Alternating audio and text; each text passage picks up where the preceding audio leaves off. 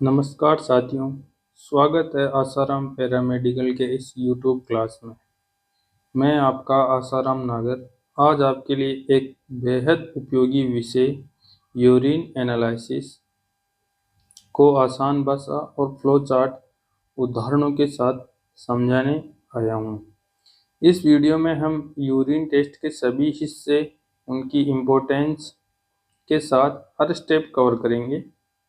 पूरे ट्यूटोरियल को ध्यान से देखें, नोट्स बनाएं और सभी डाउट्स कमेंट्स में लिखें।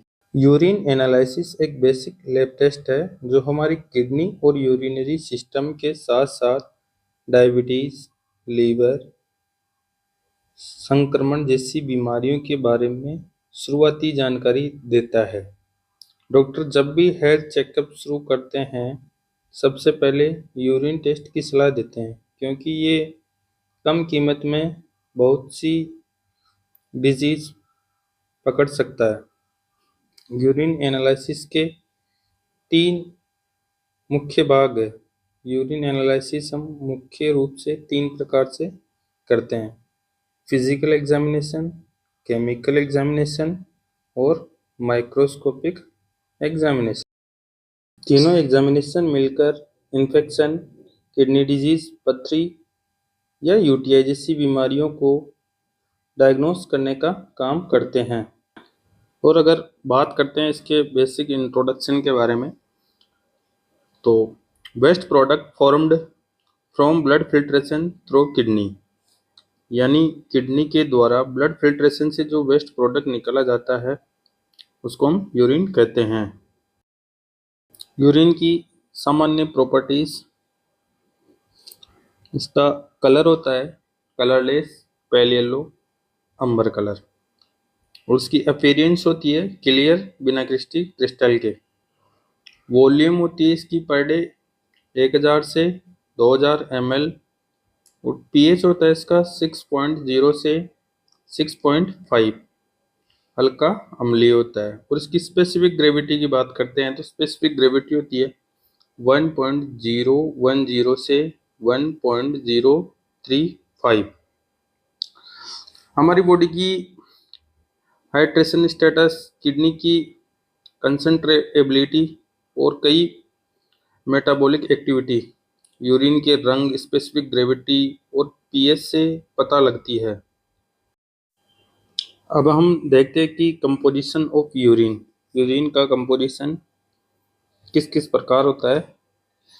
तो यूरिन में 96% वाटर होता है और 4% सॉलिड होते हैं।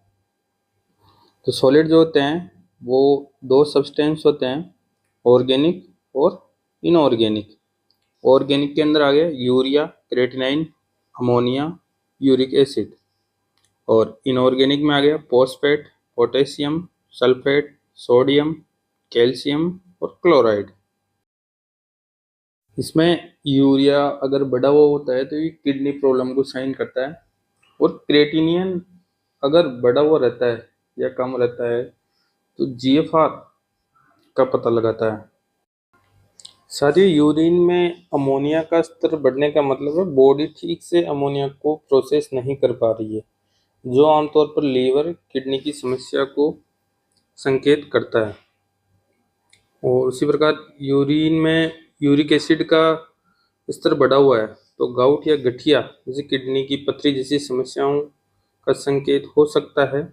इसके अलावा यह शरीर में हाई यूरिक एसिड स्तर का भी संकेत है, जिसे हाइपर यूरिसीमिया कहा जाता है। और मूत्र में फॉस्फेट का लेवल अगर बढ़ा हुआ रहता है तो ये किडनी की समस्या, विशेष रूप से क्रोनिक किडनी डिजीज सीकेडी का संकेत हो सकता है। इसका मतलब है कि किडनी ठीक से काम नहीं कर रही है और रक्त में अतिरिक्त फॉस्फेट को फिल्टर नहीं कर पा रही है। और अगर पोटेशियम का स्तर बढ़ा हुआ मिलता है तो ये हाइपरकैलेमिया का संकेत हो सकता है, जो किडनी की बीमारी कुछ दवाओं या अत्यधिक पोटेशियम सेवन के कारण हो सकता है।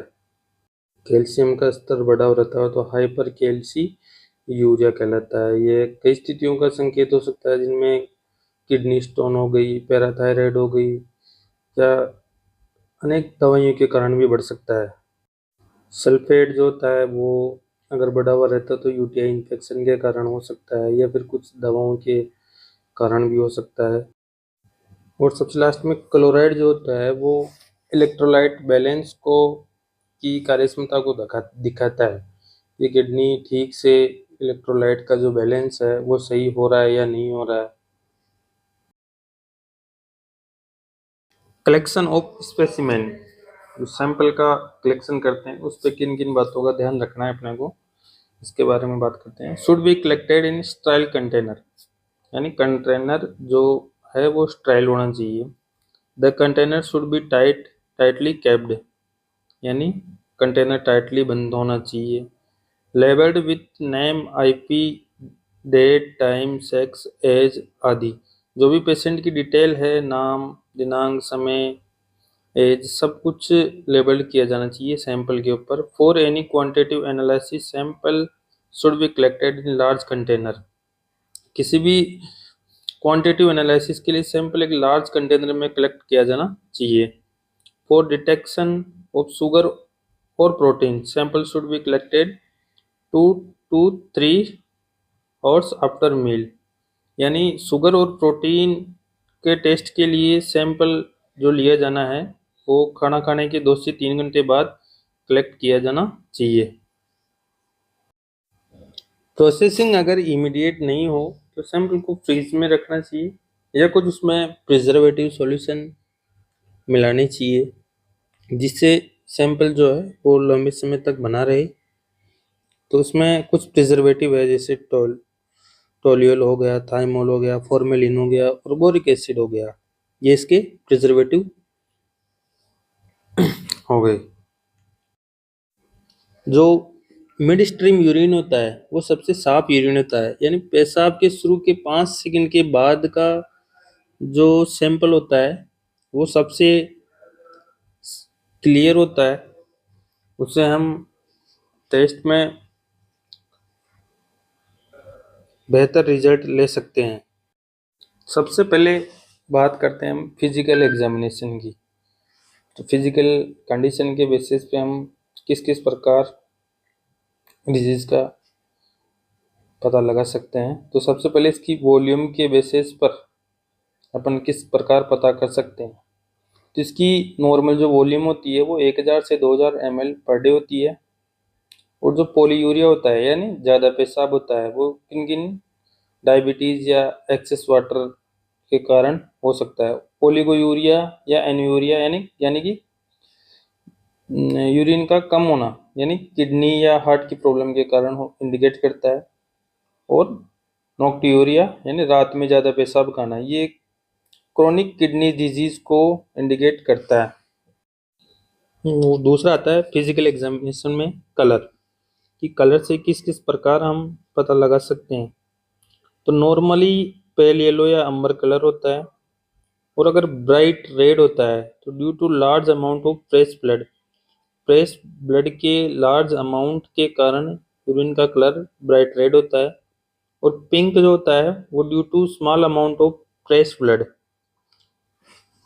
यानी पिंक कलर कम अमाउंट में फ्रेश ब्लड के कारण पिंक कलर आता है। और ब्राउन येलो या green due to bile salt की वजह से ग्रीन या ब्राउन येलो कलर आता है। और रेडिश ब्राउन जो होता है वो ड्यू टू बाइल पिगमेंट के कारण, यानी बाइल पिगमेंट के कारण होता है, तो वो यूरिन का कलर जो होता है वो रेडिश ब्राउन हो जाता है। बात करते हैं अपीयरेंस की। तो normally clear and out any crystal, यानी क्रिस्टल नहीं होते हैं और नॉर्मली यूरिन क्लियर होता है। और क्लाउडी ड्यू टू फोस्फेट, यानी फोस्फेट के कारण धुंधलापन होता है यूरिन में। और हेवी क्लाउडी ड्यू टू पस, यानी पस सेल जो होती है मवाद के कारण गहरा धुंधलापन होता है। और फ्लोकुनेट लेट ड्यू टू म्यूकस, यानी बलगम के कारण फ्लोक्यूलेंट कलर होता है। बात करते हैं इसके पीएच की। पीएच के बेसिस पे तो नॉर्मली पीएच होता है 6.0 से 6.5 तक, या फिर हाई एसिटिक होता है वो 4.5 टू 5.5, और हाई एल्कलाइन जो होता है वो 7 to 8। Specific gravity normal 1.0102 to 1.035, measure by urinometer की सहायता से पता करते हैं। इंक्रीज होती है डायबिटीज मेल्टस में, और डिक्रीज होती है डायबिटीज इंसिपिड्स। और जो इसकी ऑर्डर होती है यानी गंध जो होती है, normally aromatic odour but when it have for some time, सामान्यतः सुगंधित आती है, लेकिन कुछ समय तक रहने पर गंध जो होती है, ऑर्डर जो होती है, वो अमोनिया जैसी हो जाती है। Fruity odour due to presence of ketone bodies की उपस्थिति के कारण फलों के जैसी गंध आने लग जाती है। तो साथियों, पार्ट 2 में हम यूरिन एनालिसिस की केमिकल एग्जामिनेशन और माइक्रोस्कोपिक एग्जामिनेशन के बारे में जानेंगे। वीडियो अच्छा लगे तो लाइक, सब्सक्राइब और शेयर करें, और अपने जो भी डाउट्स है वो कमेंट में करें। हम अगली क्लास में आपके सवालों का जवाब ज़रूर देंगे। धन्यवाद।